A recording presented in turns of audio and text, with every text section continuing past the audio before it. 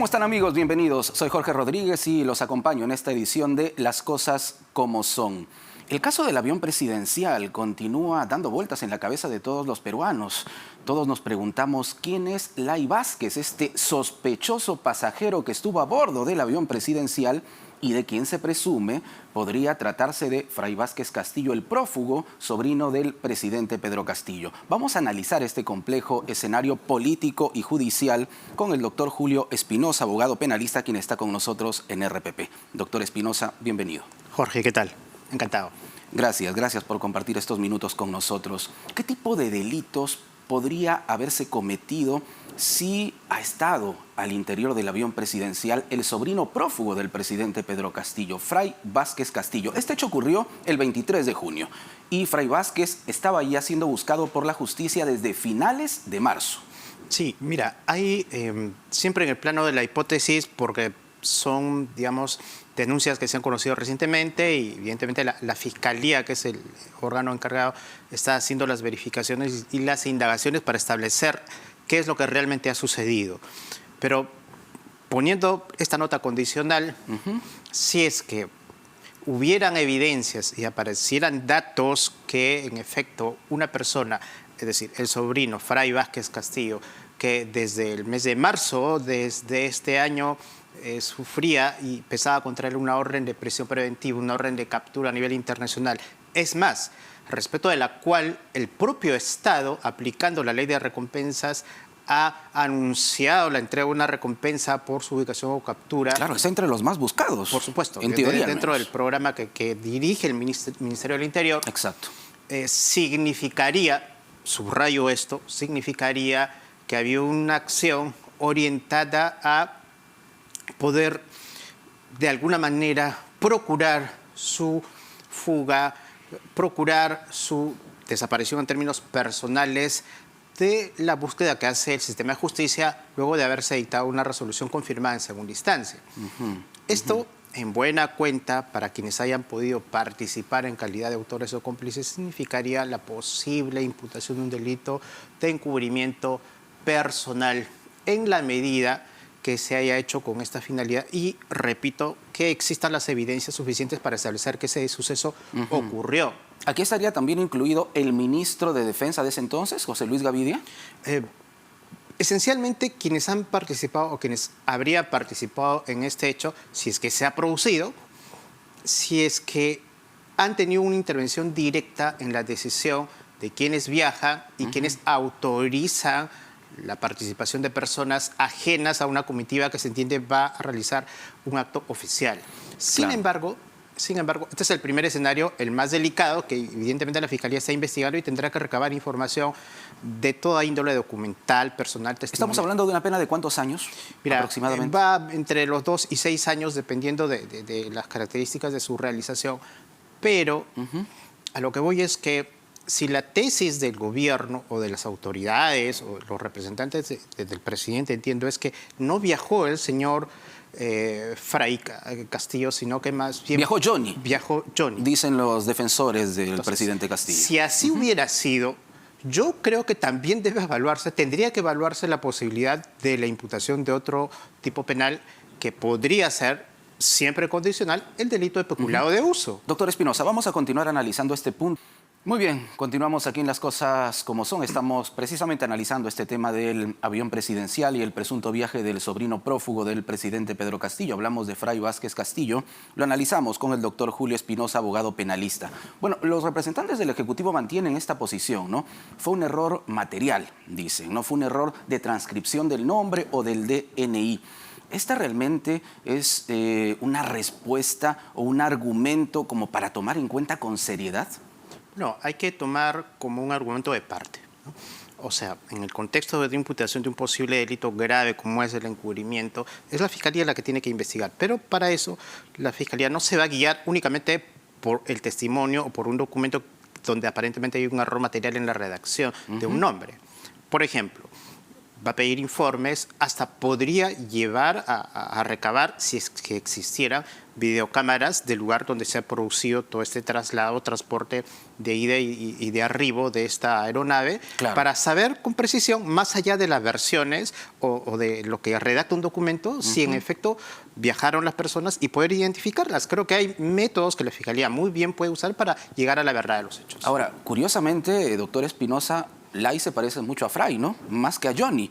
Ahora, ¿el presidente Castillo puede hacer que suban al avión presidencial cualquier persona, un familiar, un amigo, no sé, un conocido? ¿Realmente eso puede hacer un mandatario? Bueno, el Código Penal también regula en el artículo 388 lo que se denomina en el Código Penal el delito de peculado de uso, que sanciona entre 2 a 4 años de pena privativa de libertad al funcionario que usa o que permite que personas particulares utilicen bienes, básicamente medios de transporte que pertenecen a la función pública y que están destinados a actividades oficiales.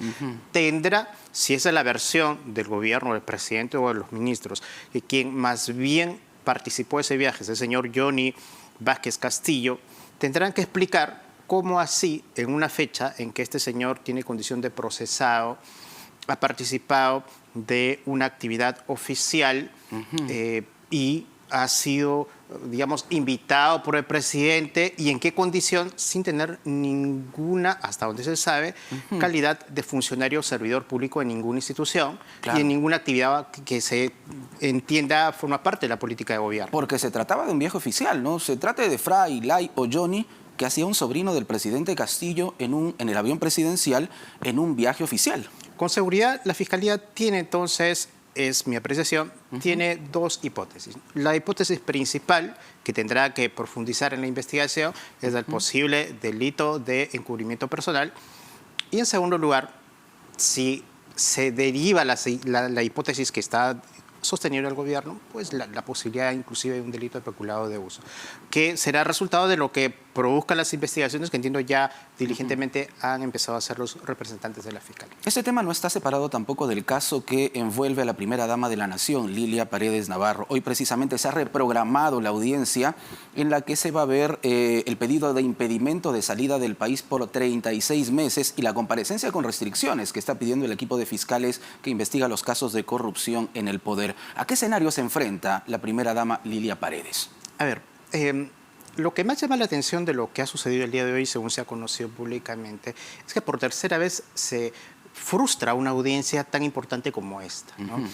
En mi apreciación, y lo digo como abogado que ejerce a diario y estoy involucrado en estos menesteres, llama la atención que tanto el Ministerio Público como el Poder Judicial en sentido institucional permitan que estas cosas sucedan, ¿no? Se entiende que con un caso de la trascendencia del que hablamos, donde han habido personas que evidentemente han fugado al país, un ministro que hasta el día de hoy no ha habido, pese a que tenía impedimento de salida del país. Hablamos de Juan Silva. Así es.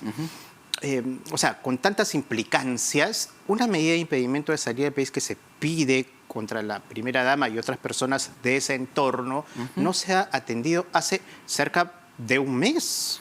Claro. Primero, porque se posterga el pedido del Ministerio Público, segundo porque recusan al juez, y luego hoy día porque el abogado sostiene que no está en el Perú y no tiene internet en el lugar donde está, que se supone es un lugar, dijo que entiendo es en Europa, y en Europa, según lo que él dice, no hay conexión suficiente. Es el argumento que utilizó Benji Espinosa. Cosa que realmente más parece una humorada que una explicación razonable, ¿no? Entonces, no debieran suceder estas cosas y debiera el sistema de justicia, el Poder Judicial y la Fiscalía actuar de la manera más diligente para resolver esta situación que es obviamente de importancia y de trascendencia para el caso y en general para digamos, el interés público. Ahora, esta versión que habla de un presunto o de una presunta fuga, ¿no?, del sobrino del presidente Castillo en el avión presidencial, ¿puede afectar también el caso de Lilia Paredes, la primera dama? En realidad no encuentro conexión directa, ¿no? Porque el caso de la señora Lilia Paredes, primera dama, está vinculado más bien a su participación en una serie de, digamos, gestiones que se habrían realizado a partir o a través de su despacho de primera dama para la autorización. Con el alcalde de Anguilla, en Cajamarca y todo la eso. gestión y el logro de digamos, proyectos y presupuestos que se han aplicado y autorizado el año pasado en municipios como el municipio de Claro, pero Arequipa. para que el juez, digamos, acceda a esta solicitud del equipo de fiscales del Ministerio Público, en todo caso que investiga los casos de corrupción en el poder, ¿puede tomar en cuenta lo que ha sucedido con el avión presidencial? Se habla de que, vamos, el avión presidencial habría servido como instrumento de fuga de un sobrino prófugo ya del presidente Castillo. Yo creo que tenemos otro caso también con la hermana, ¿no? Así es. Jennifer Paredes, quien habría estado en Palacio de Gobierno. De todas maneras, tanto el fiscal como el Poder Judicial van a tener muy en cuenta todo el contexto de hechos que están sucediendo alrededor de este megacaso, ¿no? O sea, el comportamiento que ha tenido el exministro Silva,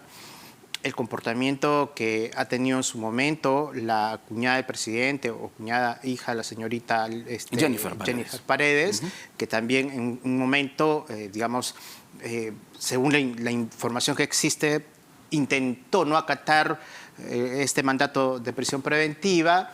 Claro. Y luego la desaparición de las cámaras, en fin, una serie de actos que vienen desde el ejercicio del poder, actos que se generan a través del ejercicio de la función pública al más alto nivel, y el contexto de todo ese rosario de hechos ocurridos en los últimos 2 meses, de hecho, van a pesar para que pueda decidir al final imponer o no una medida como esta. Ahora vamos a la otra cara de la moneda. El hecho de que la primera dama de la nación, Lilia Paredes, haya viajado a Nueva York acompañando al presidente Pedro Castillo a la Asamblea de la ONU y haya retornado, ¿puede también ser, en todo caso, un argumento a su favor? Sí, por supuesto. Es un dato, diríamos, objetivo, ¿no? Viajó. Se fue y regresó. Pese a tener un requerimiento en su contra, no un mandato, un requerimiento del Ministerio Público, se entiende que haga una actividad oficial, regresa de manera también absolutamente pública y notoria, y es un dato para establecer que ella, digamos que peligro de fuga de manera grave no existe. Pero están todos los demás elementos que el juez en su momento deberá evaluar, no solamente en función de este último acontecimiento, sino de toda la cadena de sucesos que han ocurrido en los últimos meses y siguen sucediendo o se siguen conociendo, inclusive con posterioridad a este reciente viaje. Perfecto. Hablemos, doctor Espinosa, de otro caso que también viene llamando la atención, el caso Cócteles, en el que se ha visto envuelta Keiko Fujimori, el mismo partido, Fuerza Popular, y 42 dirigentes de esta agrupación. De hecho, el juez Víctor Zúñiga ha rechazado los 44 pedidos para archivar la denuncia por lavado de activos. ¿Cuál es el siguiente paso? ¿Qué se viene a continuación en este proceso? A ver, el caso se encuentra en etapa intermedia, donde se están discutiendo los pedidos que técnicamente se llaman excepciones, o sea, solicitudes para lograr el archivo del caso por considerar que no constituyen delito, en este caso de lavado de activos. El juez ha dictado una resolución. Esas resoluciones son objeto de apelación. Es más, así como en el caso Humala y de la señora Nadine Heredia, del cual yo he participado como abogado en su momento, estos pedidos pueden llegar hasta la Corte Suprema para resolverse en última instancia. Mientras tanto, a continuación seguirán una segunda parte de debate de pedidos de archivamiento del caso que se van a producir ante el mismo juez Zúñiga, al que se denomina fase donde se solicitan los pedidos de sobreseguimiento, es decir, un nuevo pedido de archivos, una segunda parte para discutir el archivo del caso. Ocurrirá en las próximas semanas. Correcto. Y luego de eso, recién cuando se supere esta etapa y se discutan las pruebas que ofrece Fiscalía y Defensa, se podrá visorar un juicio. Pero siendo realistas, la posibilidad de un juicio oral en el caso Fuerza Popular, yo lo estimo por lo menos para unos próximos 6 meses. Antes es casi imposible por la magnitud y la complejidad del caso. Correcto. Una última consulta, doctor Espinosa. Ha llamado la atención el hecho de que Gerald Oropesa ha sido liberado, ¿no? Uno de los personajes más llamativos de los últimos años en el tema del tráfico de drogas, relacionado con un problema tan grande que tiene el país como es el narcotráfico. ¿Qué podemos pensar los peruanos con relación a esta decisión judicial? Bueno, primero hay que conocer las razones de por qué ha sucedido esta liberación, ¿no? Y el tribunal ha dictado una resolución que además la ha publicado para conocimiento de la ciudadanía, y la razón central es que se ha excedido el plazo máximo legal y razonable para que la persona esté privada de su libertad, pero además sucede que en este caso, el señor Gerald Oropesa, que ha sido procesado por delito de conspiración para el tráfico de drogas. O sea, no estrictamente traficar drogas, sino conspirar, actos preparatorios, planificación. Él fue condenado en una primera oportunidad. Esa condena fue anulada, fue sometido a un segundo juicio y en ese segundo juicio le han impuesto una pena de 6 años, pero sucede que él está preso desde el año 2015. Entonces, si la condena de primera instancia es de 6 años y está preso desde el 2015... Han pasado 7 años. Ya. Pasaron 7 años, claro. Exactamente, o más de 7 años. Sí. Entonces, el tribunal llega a la conclusión que es absolutamente inviable, ilegal que él esté preso, porque a pesar de que esa condena está siendo objeto de apelación, la pena que se le impuso es de 6 años, que en todo caso ya ha sido, técnicamente se dice compurgada. En cristiano significa que la pena ya se cumplió, y ya no hay posibilidad de extender aún más esta carcelería. Esa es la consecuencia lamentable, y esa es la reflexión que hay que hacer, ¿no? El cuestionamiento que hay que hacer. La consecuencia lamentable de que el sistema funcione de manera, a pesar de todos los esfuerzos, deficiente. Prueba de ello que 7 años pasados y no ha acabado ese caso. Cosas de nuestro Poder Judicial que se tienen que corregir en algún momento. Esperamos. Doctor Espinosa, gracias por este diálogo con RPP. Encantado. Julio Espinosa, abogado penalista, con él hemos analizado varios temas de la coyuntura política y judicial. Retornamos con más aquí en Las Cosas Como Son.